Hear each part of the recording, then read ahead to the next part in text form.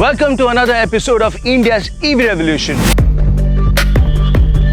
Today is World Earth Day. By the time it's out, it's going to be a little late, but anyway, which was happy World Earth Day to you guys. We're out here amidst the woods trying to shoot this video, and we have some crickets in the background which are making it very difficult to have this audio very clear. So my editor is going to have a tough time recording this. But Devanshu's worked a way where he can reduce that. In this episode, let's talk about the issues surrounding electric vehicles right now. Not with this car in particular. This is the Audi e-tron and it's a beautiful car. So most of the issues might not just pertain to this car. But about the lower segments where cars start at the price point of around 8 lakhs, 15 lakhs, there are some issues that need to be addressed, and we'll discuss the same in today's episode of India's EV Revolution. Let's get it started.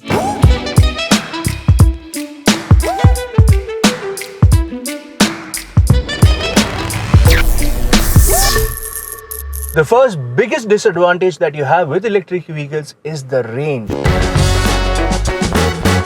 Now, in the lower segment of cars, the average range is anywhere around 200 kilometers and in some cases is as low as 150 kilometers. With that, you can have that electric vehicle as a daily driver in the city because you'll have multiple charging points. But if you're planning to go out for a drive with your family or maybe a solo trip, that's going to be a bit of a challenge. For instance, अगर आप सोचें कि मुंबई से लोनावला जा रहे हैं तो मुंबई से लोनावला तकरीबन 90 किलोमीटर है और उस 90 किलोमीटर को आप 120 किलोमीटर पकड़ लीजिए क्योंकि ट्रैफिक रहेगा। तो इलेक्ट्रिक व्हीकल के हिसाब से आपने 120 किलोमीटर चला लिए तो आप यहाँ से लोनावला पहुँचते वक्त आपको एक बार तो चार्ज करना ही पड़ेगा, या अगर आप लोनावला पहुँच भी जाते हैं तो आपको उधर गाड़ी चार्ज करनी ही पड़ेगी। और अगर आप ये सोच में थे कि मुंबई से लोनावला जाएंगे, कौन पकौड़ा खाएंगे और वापस आ जाएंगे, तो ये बहुत ट्रिकी हो सकता है। The second disadvantage is with respect to the cost of these vehicles. These vehicles are really expensive right now because the battery pack in itself of a vehicle is expensive.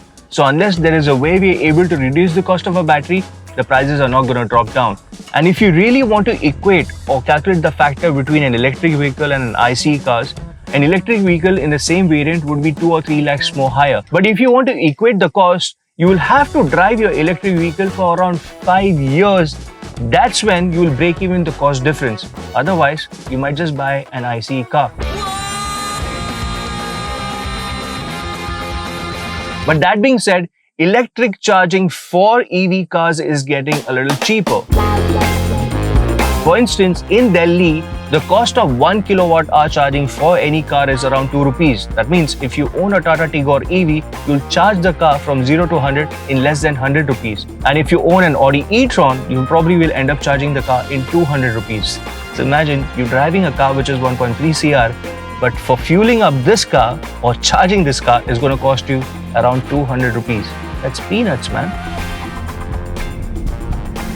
The third point is electricity. Though electricity is cheaper when it comes to electric cars that's being made right now, and we'll have access to it very soon, having access to a DC charger though is not really that feasible. So having a point at your society to charge these cars and an electric point to charge these cars is very, very important. That being said, there are not multiple points being placed in societies. So if you have multiple cars in the society that need charging, that becomes an issue. There are places or there are societies which do not have parking access. You end up parking your cars out on the street. So how will you charge the car? That's where you rely on DC chargers. This is where a lot of startups are planning to invest, where they will come to your homes and charge your car for you, or also set up charging stations on the road where you can normally park your car. That also is feasible, but then that's another future that we're waiting for. That's where I discussed in the last episode, parking lots can be used in a way where you have DC chargers placed, we can charge these cars. The fourth point is the silence. These cars are eerily quiet and you can't really identify that there's a car rolling down the street or an electric car rolling down the street unless you're keen to hear the rumble of the tires. Otherwise, it's very, very difficult to identify a car rolling down the street or an EV rolling down the street.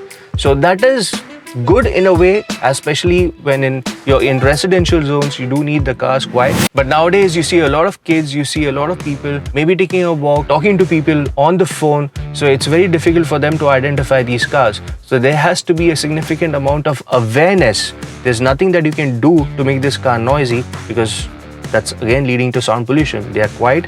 It's an advantage, but disadvantage to people for not paying attention. The fifth point is with respect to the number of choices that we get with electric cars. Now, I'm not talking about the number of vehicles that are available from different manufacturers. I'm talking about the number of trim levels that we get from a particular car.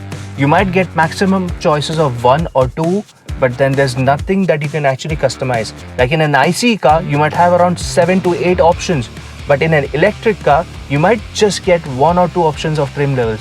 And that is not really that encouraging for people who want their cars customized.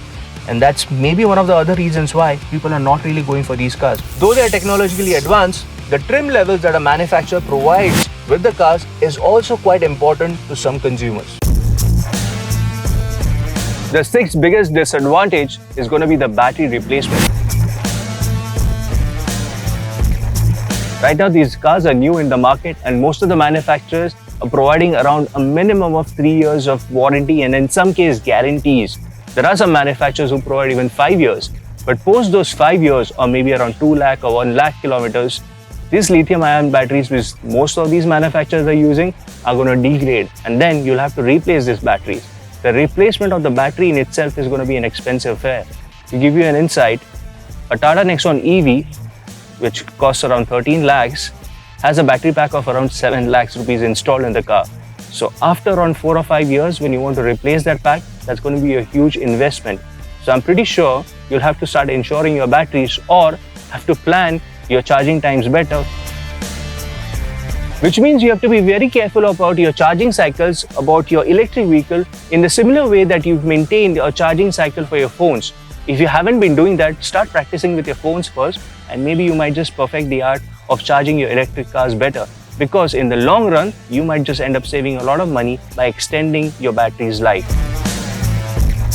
And the seventh point or the last point for this episode is also with respect to World Earth Day and it's going to be around recycling these cars. It's extremely important because these technologies around these cars is extremely new. So we haven't really got to the factor where we need to recycle these cars yet. Tomorrow, when these cars are going to be widespread and the ecosystem is going to be much more flourished, recycling these cars is going to be equally important. Right now in an IC car, most of the components of the car except for the tires, which is also a process which is difficult but recyclable, is in place.